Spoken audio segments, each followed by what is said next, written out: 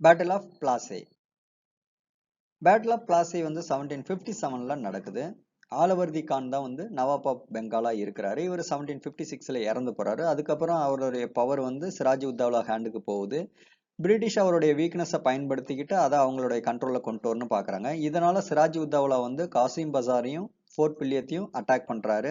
Fort வில்லியத்தை திரும்ப தன்னுடைய கண்ட்ரோல்ல ராபர்ட் கிளைவ் வந்து கொண்டு வராரு. அதுக்கப்புறம் பிரிட்டிஷும் சிராஜ் உத்தவ்லும் ட்ரீட்டி ஆஃப் அலிநகரை சைன் பண்றாங்க. அதே டைம்ல பிரிட்டிஷ் வந்து பிரெஞ்சு செட்டில்மெண்ட் சந்திரநாகூரை அட்டாக் பண்றாங்க. இப்ப பாதிக்கப்பட்டது வந்து நவாப் ஆஃப் பெங்காலும் பிரெஞ்சு கவர்மெண்ட்டும் தான் பாதிக்கப்பட்டிருக்கு.